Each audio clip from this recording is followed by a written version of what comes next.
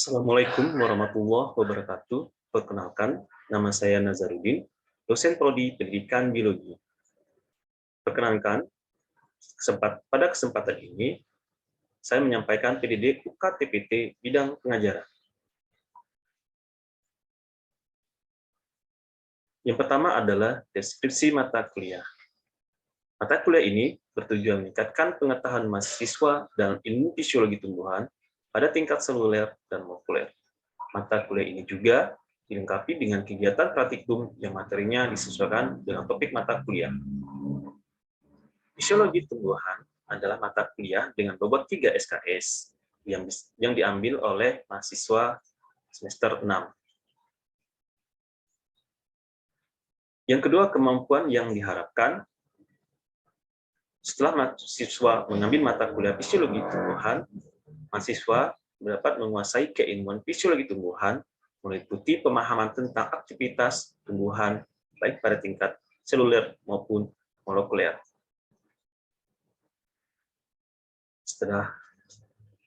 Setelah mengikuti mata kuliah ini, mahasiswa dapat memahami dan memiliki kemampuan tentang sistem hidup tumbuhan dan siklus hidup tumbuhan pada tingkat molekuler dan seluler. Yang ketiga, materi pembelajaran.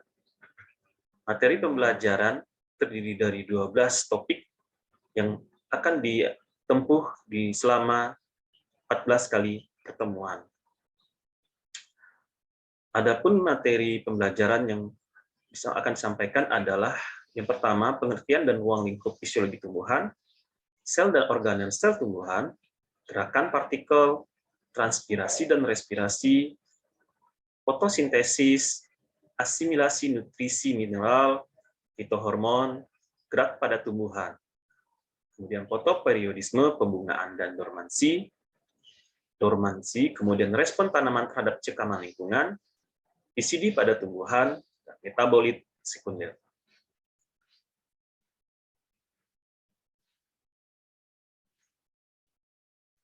Adapun pustaka yang saya gunakan ada 3, yaitu yang pertama Hopkins, dan ini 2008, Introduction to Plant Physiology, edisi keempat. Kemudian yang kedua, buku Head Plant Biochemistry. Kemudian yang ketiga adalah Plant Physiology, Salisbury dan Ross. Kemudian untuk pendukungnya, saya menyarankan mahasiswa untuk membaca jurnal-jurnal penelitian, baik itu dari jurnal yang berasal dari luar negeri maupun di dalam negeri.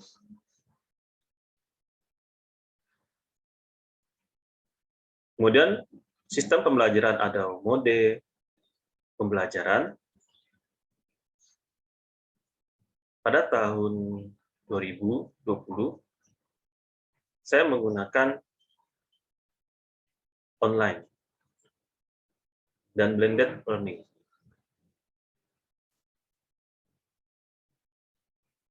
Nah, media online yang saya gunakan adalah seperti Google Classroom, Google Form, Zoom Meet, OBS Studio, YouTube, WA Group, maupun Google Drive.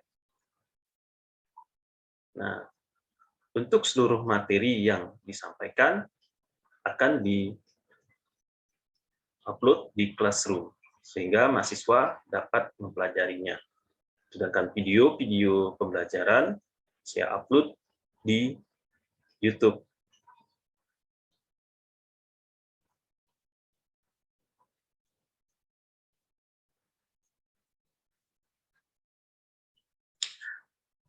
Kemudian metode pembelajaran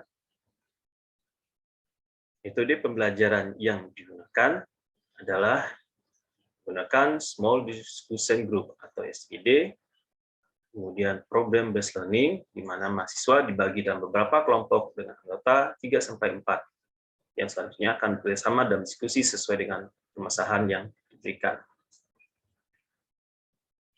Kemudian interaksi mahasiswa dan dosen, tentunya dengan semangat Merdeka Belajar Kampus Merdeka, mahasiswa Biasanya berdiskusi melalui diskusi, presentasi, baik itu secara online maupun offline.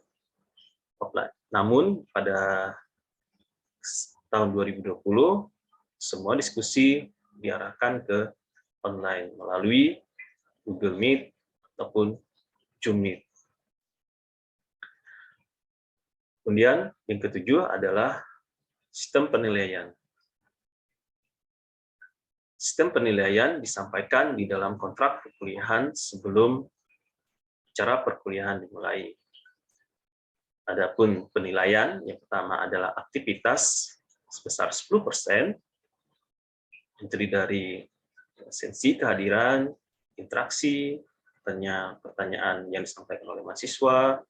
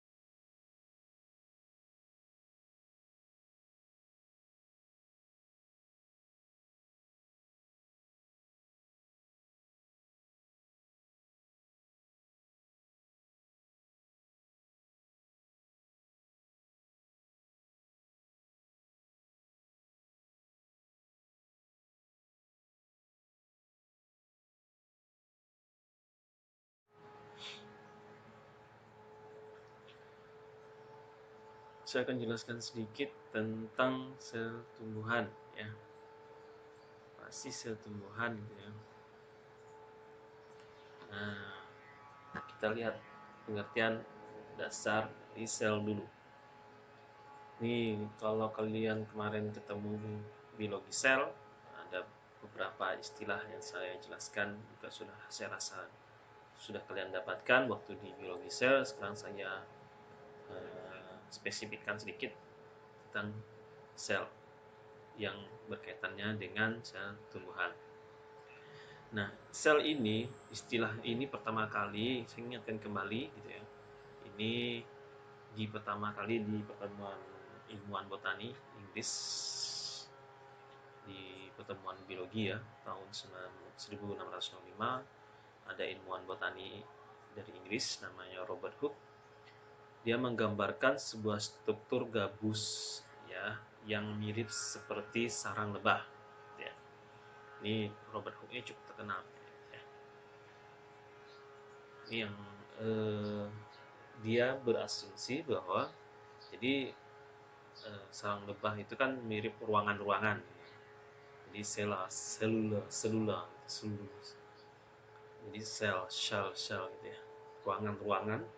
Jadi dibilang itu adalah ruangan kosong karena dia kebetulan mengamati melalui mikroskopnya, ya, sel tumbuhan yang sudah mati, gitu ya. Maka situ dia melihat ruang-ruang kosong, gitu ya, yang disebut dengan selula, gitu ya, ruang kosong. Nah, ini ada beberapa penelitian tentang sel sehingga kita bisa melihat dan mempelajari sel secara utuh, gitu ya. Tahun 1880 ada yang namanya Hans Stein. Dia menyatakan bahwa sel tidak hanya berarti sitos atau tempat yang berongga, tetapi juga berarti sela. Nah, kalau sitos, ya, ada sela, ada sitos. Artinya kalau sela ini kantongnya ada isinya, gitu ya. Ini oleh Einstein. Setelah apa yang dipaparkan oleh Robert Hooke tahun 1800-an ya. Kemudian ada Felix Nurjadin tahun 1835, ini ilmuwan Prancis. Dia mulai meneliti beberapa jenis sel hidup dan menemukan isi di dalam rongga tersebut. Nah, dia memberikan istilahnya ya, cairan tersebut namanya sarkode karena dia berpikir di situ pasti ada kode-kode ya. Itu bahan barang yang ada di situ dalam sitoplazma itu memiliki kode gitu ya. Bahwa dia itu adalah penyusun suatu makhluk hidup. Kemudian tahun 1787, 1869 ini ada peneliti juga gitu ya. Namanya Johannes Purkinje untuk terkenal. Dia mengatakan mengubah nama sarkode menjadi dikenalkanlah ya istilah namanya protoplasma sampai sekarang ya. Kemudian ada peneliti botani dan zoologi ini saling kerja sama penelitian gitu ya. Tahun 1838 ada Matthias Leiden dan Theodor Swan. Theodor ini mereka menemukan adanya kesamaan yang terdapat pada struktur jaringan tumbuhan dan hewan ya. Jadi kok mirip gitu ya. Kemudian mereka mengajukan konsep bahwa makhluk hidup ini terdiri atas sel gitu ya. Nah, konsep yang diajukan tersebut menunjukkan bahwa sel merupakan satuan struktur makhluk hidup ya. Jadi makhluk hidup itu tersusun atas sel-sel gitu ya.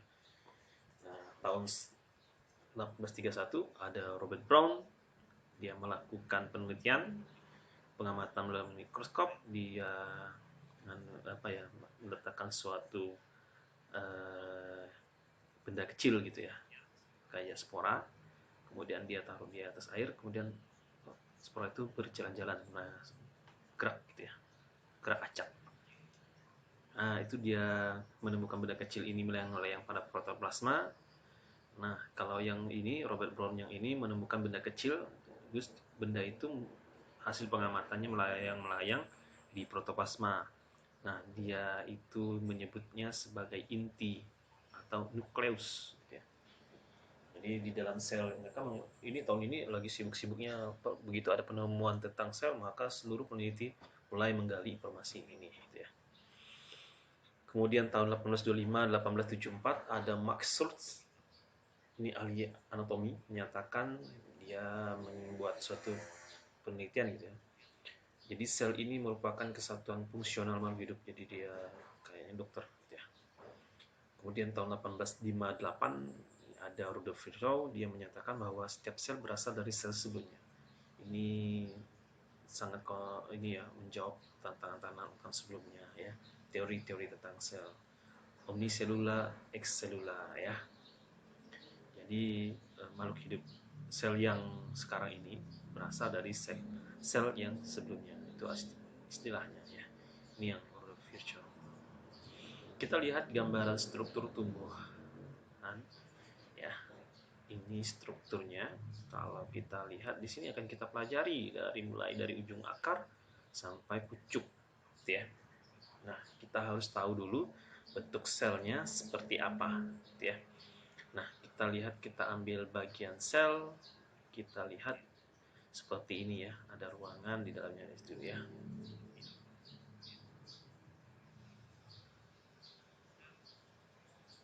Gitu ya, seperti ini. Gitu. Ini kurang jelas karena saya ambil dari buku gitu ya. Nanti saya cari yang lebih jelas lagi karena ini besar. Kemudian di sini kita bisa lihat akarnya, penampang akar gitu ya. Kalau di fisiologi tumbuhan kalian kemarin dapat botani Phanerogamai juga mempelajari ini ya, struktur dari tumbuhan. Nah, di sini kita lebih mempelajari bagian dalamnya, mekanisme yang terjadi di dalamnya pada tingkat molekuler dan seluler sebenarnya. Kita bisa melihat ini proses pembentukan ujung akar karena di sini terdapat kaliptra atau tudung akar. Nah, kita bisa melihat prosesnya seperti ini yang terjadi gitu ya. Nah, kalau kita potong bagian pampang melintangnya, nah kita bisa menemukan hal yang demikian unik gitu ya. Dari ini akar-akarnya, kalau kita potong melintang akar seperti ini, ada bulu akar. Tapi kalau batang seperti ini ya. kita bisa melihat ada xilem dan floem yang saling tumpang tindih tumbuhnya. Tapi bukan tumpang tindih ya, saling berselang-seling gitu ya, cantik ya. Nah, di sini ada epidermis, kita bisa melihat bagian ulur gitu ya. Kemudian kita bisa lihat korteksnya ya. Kemudian bagian atas lagi setelah batang ada muncul daun gitu ya. Kita lihat struktur daun. Nah, kalau kita potong daun, potong lintang seperti ini, maka kita akan mendapatkan seperti ini selnya. Ya. Jadi kita bisa melihat sel-sel mesofil gitu ya. Ini ada cuticula gitu ya. Ini saluran dan phloemnya di bagian tulang. Daunnya terdapat saluran Malfiki seperti ini. Kemudian kita kalau lihat pucuknya seperti ini ya, penampakan pucuknya seperti ini. Dapat dilihat ya. Pucuknya seperti ini. Nah, kita masuk ke sel tumbuhannya. Kita lihat ada apa sih sel tumbuhan gitu ya. Karena ini akan mengantarkan kita pada mekanisme metabolisme yang lainnya. Nah, sel tumbuhan kalau kita lihat secara cermat gitu ya. Nah, di sini ada beberapa ornamen atau organel di dalamnya ya. Cukup menarik gitu ya sebenarnya. Nah, kalau saya melihat ini ya, yang paling menarik adalah munculnya kloroplas gitu ya. Di sini kloroplas. Ini adalah mesin gitu ya. Mesin yang mampu mengikat energi matahari gitu ya. Nanti energi mataharinya inilah yang digunakan untuk memotong ikatan rangkap pada oksigen O2 dan karbon dioksida. Nah, sehingga akan membentuk gula ya, karbohidrat atau glukosa, monosakarida ya. Gulanya monosakarida. Nah, di sini hasil fotosintat dari sini akan dikirim ke seluruh bagian tubuh tanaman. Hebat ya, dari sel yang sekecil ini dari hasil ada bentuk kloroplas yang kecil ini bisa mampu membangun suatu kerja gitu, membangun suatu metabolisme sehingga tumbuhan mampu tumbuh dan berkembang gitu ya. Nah, ini kita lihat ya. Kita lihat satu-satu bagian dari sel tumbuhan. Yang pertama, yang paling bagian penting adalah dinding selnya. Nah, kita lihat dinding selnya ini sebenarnya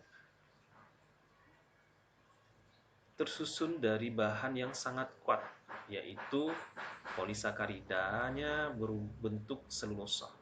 Kalau selulosa itu kayak zatnya itu keras banget ya. Padahal ini sebenarnya pilinannya berasal dari sakarida ya, selulosa, gula, monosakarida, jadi menjadi polisakarida sudah jadi bentuk suatu yang keras sekali sehingga membentuk dinding sel.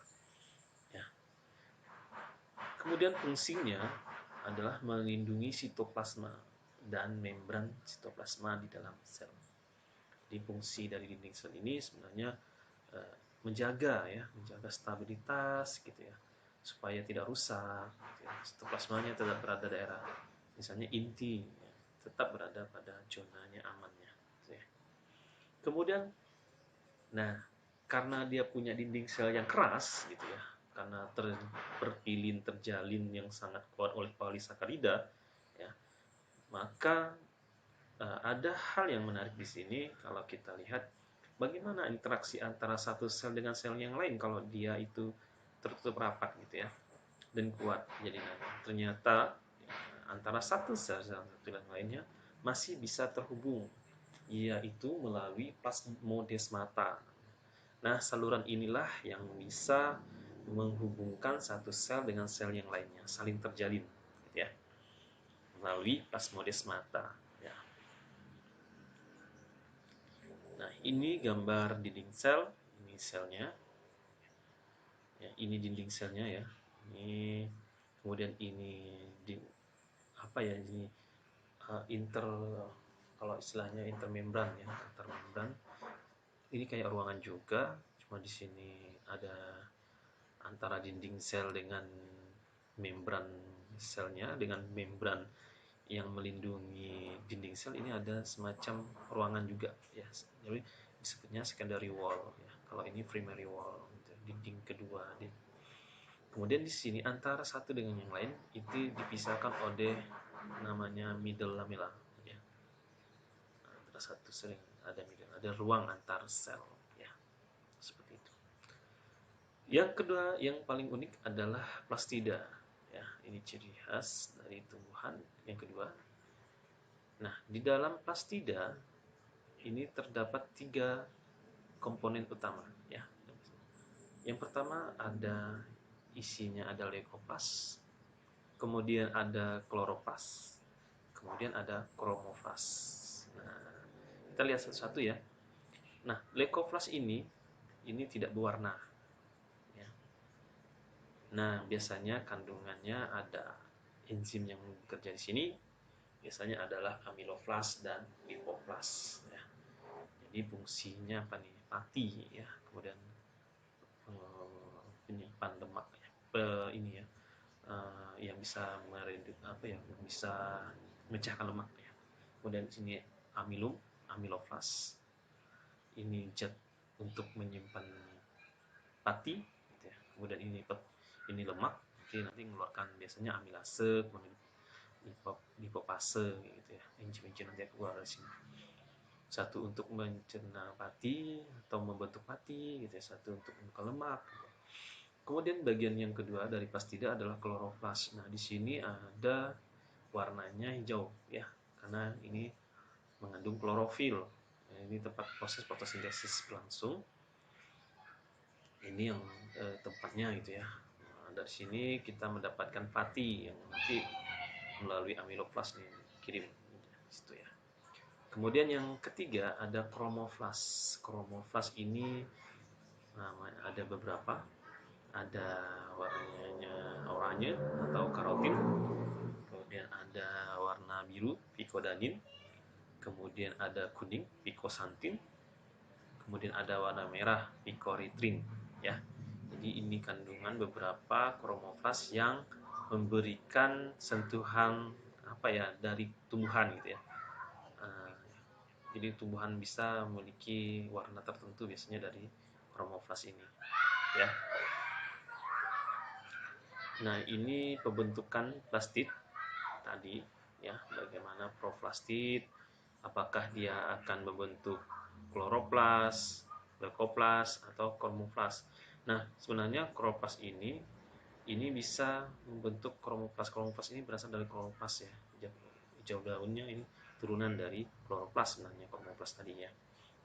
Nah, kalau dia tidak rusak, maka dia akan dibentuk menjadi ikioflas dan akan dibalikkan ke proplastid. Ini akan reduce ya, akan dihancurkan, didaur ulang. Nah, kalau dia leukoplas, dia akan apakah amiloflas, elaioflas atau proteinoflas. Ini ada ya. Ini yang protein ya, ini yang lemak gitu ya. Kemudian ini yang pati gitu ya. Kemudian berikutnya ada mitokondria dan kloroplas. Nah, kita yang unik di sini mitokondria dan kloroplas masing-masing memiliki DNA ya, selain inti sel gitu ya. Ternyata di mitokondria dan kloroplas juga memiliki DNA. Nah, ini DNA ini tempat proses sintesa protein. Nah, di sini akan terbentuk ribosom, tRNA dan komponen lainnya. Nah, di sini diyakini telah berasal dari evolusi bakteri endosimbiotik. Ya, ini yang saya gambarkan kemarin di mata kuliah biologi sel ya. Bagaimana bakteri endosimbiotik ini berevolusi masuk ke dalam sel tanaman membentuk mitokondria dan kloroplas ya. Ini diyakini ya, tapi teorinya ini kan ilmuwan meyakini ya, kita nggak tahu pastinya karena sejarah panjang ribosomnya mitokondria. Karena uniknya di sini kenapa mereka meyakini, karena di sini terdapat DNA tadi ya di mitokondria, seolah ini adalah makhluk hidup independen gitu ya. Sel kan terdiri dari, nama sel hidup itu kan terdiri dari sel ya. Jadi ternyata ada materi genetik ya. Selnya terdiri dari materi genetik, ada mitokondria, ternyata juga memiliki DNA, materi genetik. Kloroplas juga, padahal ini di dalam sel gitu. Maka mereka meyakini bahwa ini adalah hasil evolusi, ya, evolusi dari bakteri endosimbiotik. Ya. Kemudian replikasi DNA pada mitokondria dan kloroplas ini juga bersifat independen, artinya dia tidak bergantung pada inti. Gitu ya. Jadi mitokondria ini bekerja sendiri sesuai dengan kebutuhan, kloroplas demikian juga. Ya, jadi dia memang bekerja sesuai dengan sesuai dengan kerjaannya lah gitu ya. Jadi tidak bergantung karena sangat independen, gitu ya. Tidak bergantung pada di inti, gitu ya. Nah, diperkirakan genom mitokondria tanaman itu panjangnya sekitar 200 kilobase per, ya. Sedangkan genom kloroplas, DNA-nya, genomnya atau satu set gennya, gitu, satu set DNA-nya disebut genom. Itu kalau di kloroplas tanaman, ya, ini hanya milik tanaman, terdiri kurang lebih 145 kilobase per, ya. Panjang banget ya. 200 kilobase per sampai 145 kilobase per, panjang sekali. Nah, ini adalah kloroplas, ya. Ini strukturnya, ini saya ambil dari salah satu buku, ya. Buku. Kemudian ini masih ada ininya, blogspot gitu. Buku padahal. Nah, di sini ada, kita lihat strukturnya. Di sini ada outer membran, ya, membran luar, kemudian ada inner membran, membran bagian dalam, kemudian ada stroma, stroma lamella. Jadi ini ada stroma ini yang menghubungkan, ya, satu tilakoid dengan tilakoid yang lain.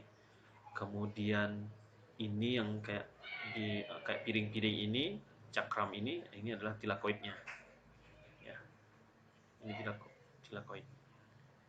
Kemudian di antara membran luar dan membran dalam ada intermembran, ruang antar membran, ya. Nah, kalau satu banyak gini kan disebut tilakoid, ya. Piringan-piringan ini kalau tersusun banyak ini disebut. Tapi kalau satu-satu gini, satu bilah-bilah gini, ini disebut dengan grana atau granum, ya. Granum, susunan dari granum itulah yang disebut dengan tilakoid, gitu ya. Kita lihat yang ketiga, vakuola. Vakuola terdapat pada sel tumbuhan maupun sel hewan, tetapi pada sel tumbuhan ukurannya lebih besar dan lebih nyata, ya, apalagi pada sel yang umurnya sudah tua. Jadi jelas sekali hampir 75%, 80% itu diisi oleh vakuola pada sel tumbuhan. Jadi yang lain itu bisa tersingkir gitu ya, organel-organel lainnya itu bisa di tepi. Sedangkan vakuolanya itu bisa di tengah. Atau mengambil sebagian besar space dari sel tumbuhan.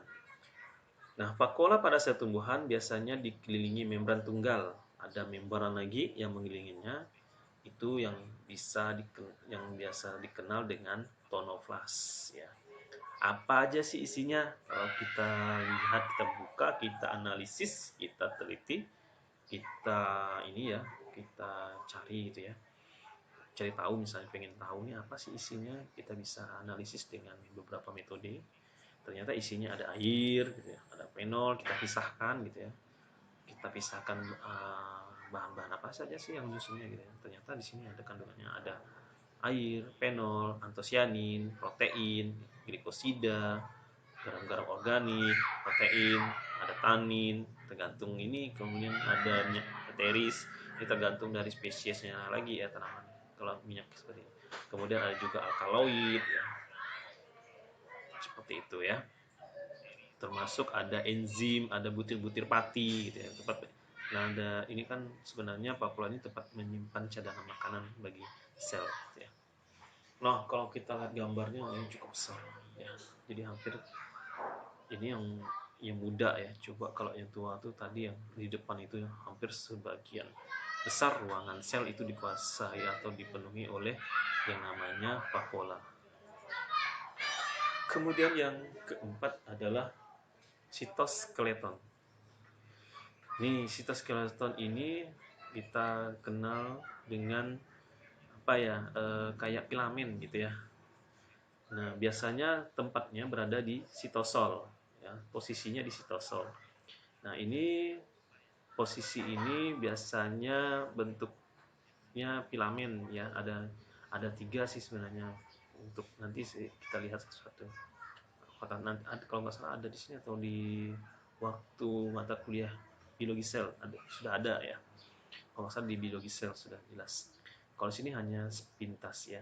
Nah, di sini sitoskeleton sebenarnya fungsinya secara spasial menghadapkan suatu apa ya, kayak kalau bangunan itu bikinan perancahnya untuk usun supaya pas pembelahan sel itu aman gitu ya. Jadi dia sebagai kayak tali-tali atau bangunan-bangunan kayu menyangga gitu ya. Nah, ini muncul biasanya saat proses pembelahan sel ya. Jelas gitu maksudnya, jelas terlihat. Oh, ini ada di sini peran mitosis, meiosis, perannya di proses ya. Perannya ini pada saat proses mitosis, meiosis, dan sitokinesis. Dia akan membantu dalam penyusunan dinding sel, pemeliharaan bentuk sel, ya, dan diferensiasi sel, gitu ya. Nah, oke. Nah ini, ada di sini ternyata, ya. Di di biologi sel juga ada, di sini juga ada dijelaskan. Ada pasti kita ulang sedikit lah ya, kita ulas sedikit. Nah, bentuk sel tanaman ini yang tadi ya, ini bentuknya seperti mikrotubulus dan mikrofilamen ya. Ini sebenarnya adalah makromolekul gitu ya, yang dirakit oleh suatu protein di membran membran sel ya. Nah, di situ ada protein globular gitu ya. Nah, di situ dia terikat, biasanya diikat oleh protein globular ini. Jadi rakit, jadi seolah-olah kayak simpul ayam gitu ya, simpul ayaman gitu ya. Jadi bentuknya ada mikrotubulus dan ada mikrofilamen ya. Nah, kita lihat ukurannya. Mikrotubulus sendiri itu bentuknya silinder berongga dengan diameter luarnya sebesar 25 nano ya, 25 nano. Di 25 pangkat minus nano itu 25 pangkat 9 ya. Bayangin tuh 25 pangkat 9. 25 pangkat min 9. Kecil sekali ya. Nggak nampak mata kita. Nah, ini terdiri dari polimer dan protein tubulin. Ya, kandungannya terdiri dari polimer dari protein tubulin ya maksudnya. Jadi polimernya itu berasal dari protein tubulin. Kalau nanti belajar di protein di biokimia, ini pasti tahu protein tubulin seperti apa sudahnya. Kemudian tadi mikrotubulus. Kalau mikrofilamen ini terdiri dari dua unit rantai subunit aktin. Nah, aktinnya ini terpolimerasi yang sangat jalin dalam model helix. Jadi dia kayak kita ngayam ya, kayak kita muter membelit. Kalau pernah lihat kawat, kawat kalau orang bikin apa tuh ya, dibelit gini ya. Nah, seperti itu ya. Jadi dia sebenarnya jaringan helixnya seperti itu. Nah, helix itu sebenarnya adalah proses dari polimerisasi dari subunit aktinnya yang aktif gitu ya. Kemudian ada satu lagi di antara mikrotubulus dan mikrofilamen, ada intermediate filamen namanya. Ini kelompoknya beragam. Biasanya dia itu bukan berbentuk ya, apa ya sih istilahnya, kalau kita bisa melihatnya gitu ya, kalau kita lihat itu bentuknya apa, dia terus apa ya istilahnya ya, membelitnya itu bentuk spiral ya. Ini ukurannya lumayan kecil dari yang tadi, ini lebih kecil lagi 10 nano ya. Kemudian ini biasanya disusun oleh monomer polipeptida linier ya. Jadi yang nyusun ini adalah monomer dari polipeptida linier, makanya biasanya dia manjang ya. ini bermacam-macam, yang nyusun polimer peptidanya macam-macam ya. Jadi membentuk intermediate filamen intinya seperti itu. Oh iya, ada gambarnya ya. Ini ukurannya ya, ini mikrotubulin. Kemudian itu, ini sebenarnya kalau kita ambil ya itu satu-satu ya susunnya seperti ini. Kita ambil satu yang buka seperti ini. Ya kayak kalian ikat pita gitu ya, gulung-gulung-gulung ke tali seperti ini.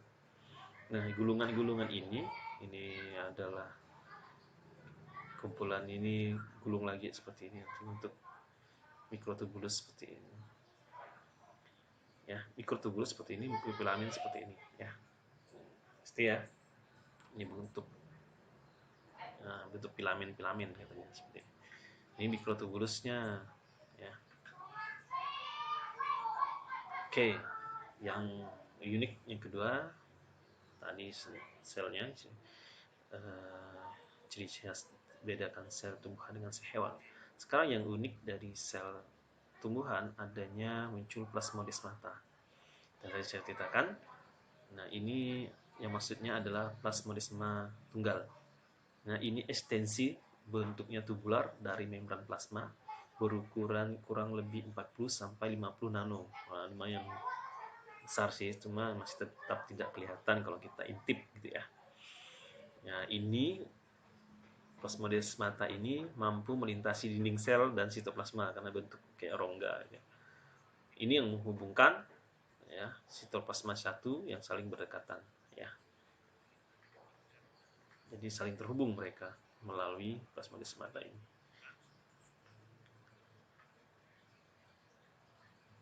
Nah, karena kebanyakan sel tumbuhan saling berhubungan dengan cara ini, antara satu sel yang sebelahnya dengan sebelahnya lagi gitu ya, maka sitoplasma ini membentuk sebuah kontinum ya. Kita kenal dengan simplas ya. Jadi kalau air unsur hara yang melewati ini disebut dengan simplas ya prosesnya. Ada dua jenis plasmodesmata, ada yang primer dan ada yang sekunder. Sudah lewat 8 menit ya, kita namanya 30 tadi. Gak apa ya, sedikit lagi, ini mungkin terakhir. Ada dua jenis plasmodesmata, primer dan sekunder. Nah, kalau kita lihat yang primer, ini posisinya ya, kita lihat vesikel Golgi yang didegradasi nanti akan mengandung prekursor dinding sel. Nah, di sini dia akan bentuk pelat sel. Ya, ini biasanya posisinya di lamela tengah. Ya, ini bentuk plasmodesmata primer dari vesikel Golgi yang didegradasi. Kemudian kalau yang sekunder biasanya muncul baik oleh kegiatan epaginasi dari membran plasma maupun permukaan sel atau dengan percabangan dari plasmodesmata yang dibentuk oleh vesikel Golgi atau plasmodesmata primer. Ini Lucas dan Fox 1993 ya. Nah, ini proses pembentukannya ya. Jadi seperti ini ruangannya ya.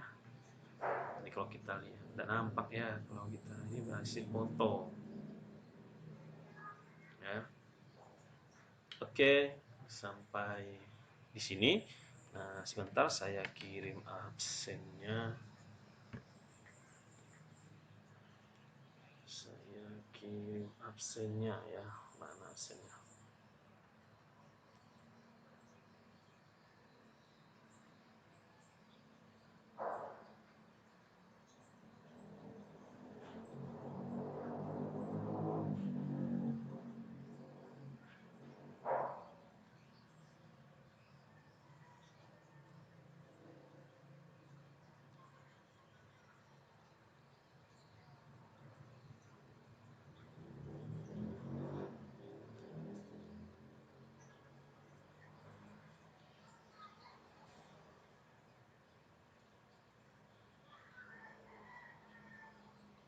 Silakan di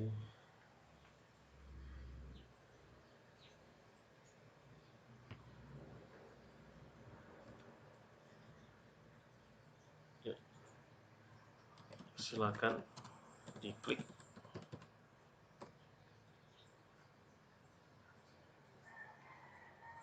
absennya. Saya tunggu. Yang sudah, boleh silakan untuk meninggalkan ruangan live streamingnya. Yang sudah absen, silakan absen dulu.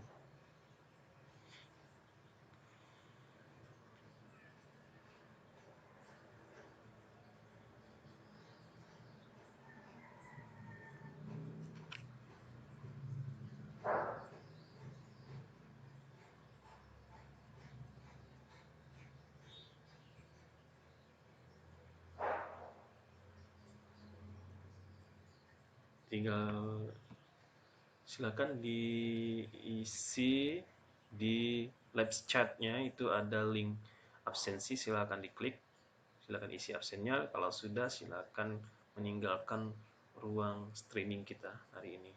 Kuliahnya saya cukupkan sampai di sini sambil menunggu sampai kalian sudah semua. Saya tunggu 5 menit ya, silakan diisi.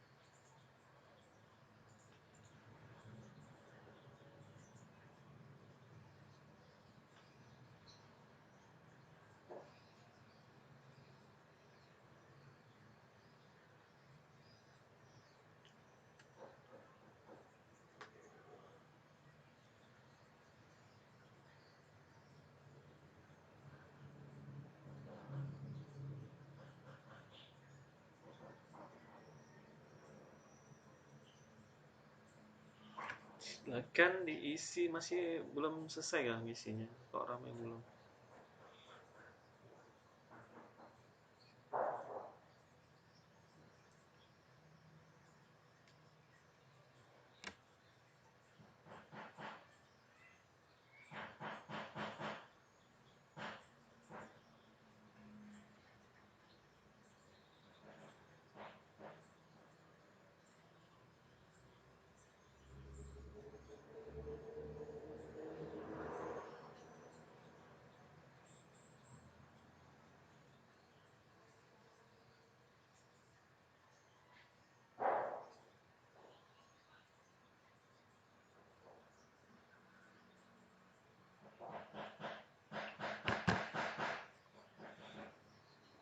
Oke, siapa lagi yang terjadi?